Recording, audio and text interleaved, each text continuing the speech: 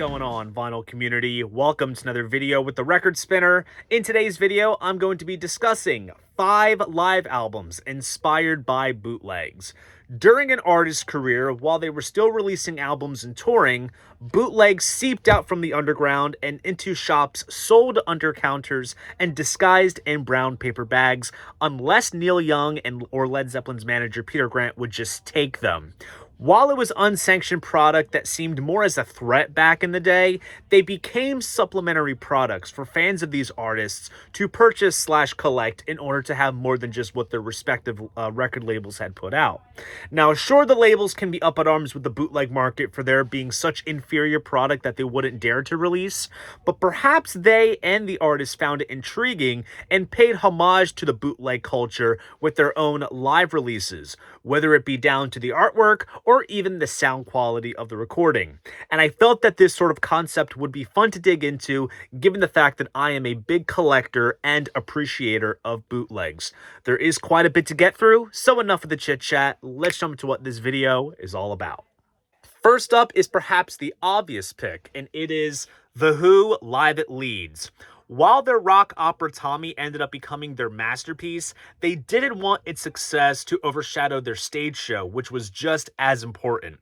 So they decided to record a live album at the University of Leeds Reflectory, and the end result is one of the most highly regarded live albums of all time.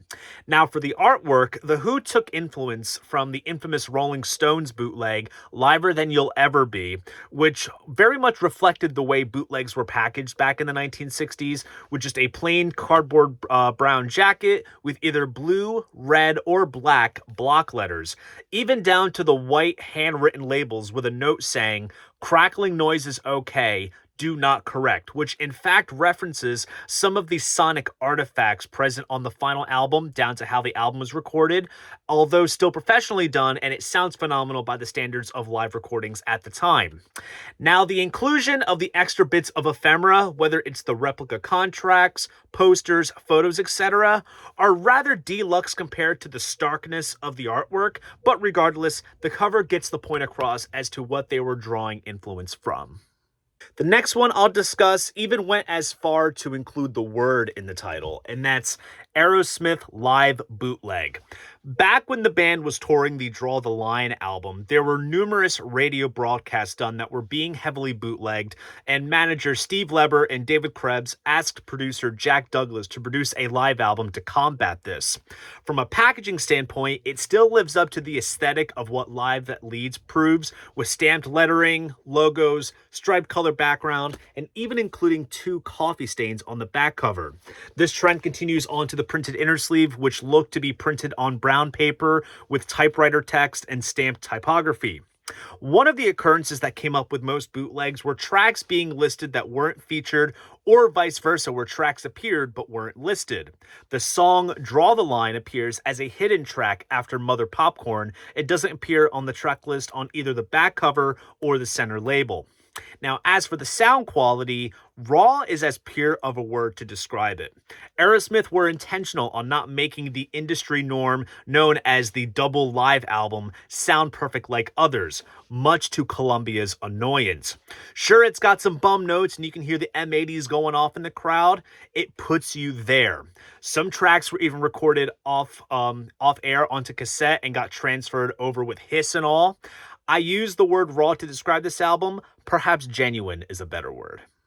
The next one is one of those cases where the label had no choice but to release it, and that's Elton John's 17-11-17. Elton John and his group's performance at New York's A&R Studios was broadcasted on WABC, and it was never planned for release. This is one of the most popular bootlegs of the early 1970s, and producer Gus Dudgeon urged the label to release it. Now, this is one of the cases where sometimes bootlegs outweigh official product, because there were some 2 LP boots that contained the full 13-song broadcast and the official album just containing 6, which heavily affected its sales in the US and didn't help the oversaturation of Elton product with 2 studio albums and a soundtrack being released at the time. Even the expanded record store day pressing has its faults, because it just lumps the remaining tracks onto a second LP and it doesn't resequence the show to its original running order, But I digress. Even the artwork is rather unimaginative and stark, perhaps akin to some bootlegs of the time, just plain black and white with a silhouetted shot of Elton on the front and the rhythm section of Nigel Olsson and Dee Murray on the back. Despite the pressures and drawbacks, Elton has gone on to praise the album, saying that it was his best performance and was a great showcase for his backing band. This next album is a contender to prime your ears to bootlegs that are deemed poor in audio quality, and that's King Crimson's Earthbound. This album came out shortly after the band initially disbanded and comprises of tracks recorded during the band's 1972 American tour, primarily 2 album tracks, a B-side, and 2 improvs. Stylistically, this is one of Crimson's more unorthodox releases musically, since the improvs veer more into funk territory, with Boz Burrell's scat singing, definitely a far cry from their progressive rock roots. Almost like the Elton John release, the artwork is kind of unimaginative with just plain black and silver lettering. Now, according to the back cover, this album was captured live on an Ampac stereo cassette fed from a Kelsey Morris custom-built mixer in the rain from the back of a Volkswagen truck. Just the recording medium they chose to capture this album on was low fidelity to the standards of 1972, and maybe it makes it the first of its kind. Is it a soundboard mix? Yes, but it has this rough and ready quality that I think only could be appreciated by hardcore bootleg enthusiasts and not so much to the mainstream buying public. Its sound quality is what prevented Atlantic Records from distributing it in the States upon its release, and it never got a CD reissue until 2002. Guitarist Robert Fripp even deemed the album as the band's own bootleg. Last but not least, I'm going to squeeze my favorite band into this list, the hottest band in the world, and that is, of course, Kiss, with their Off the Soundboard series. As decades have passed, artists and labels have started bootleg series as a means of emptying the cupboard of unreleased studio and live recordings to rabid fan bases. Bob Dylan, Miles Davis, and Neil Young have put out releases that are lovingly curated and packaged with the assistance of the respective artists or estates. And then you have artists like Pearl Jam and Deep Purple that take the meaning of official bootleg literally and just put out shows with bare bones packaging to mimic the old school visual aesthetic of bootlegs. And that's the approach that Kiss took with the Off the Soundboard series.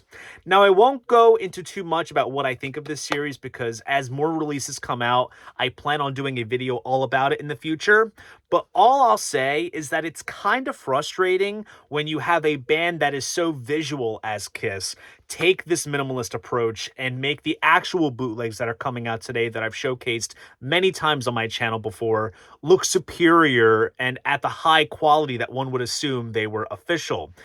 Packaging aside, it's a real treat to get to hear shows such as the Des Moines 77 show from the Alive 2 tour and the Poughkeepsie 1984 show, which was one of 2 shows that Mark St. John performed during the Animalized tour that, as far as I knew, never circulated in bootleg circles before.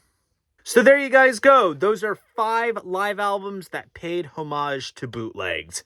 Now, it goes without saying that there are plenty other live albums that were inspired by bootlegs to various degrees. And if you want to see a part 2 to this idea, let me know down in the comments down below. I'd love to know. And if you enjoyed this video, please go ahead, give it a like, and subscribe to the channel. See you guys in the next video. And most importantly, keep the records spinning.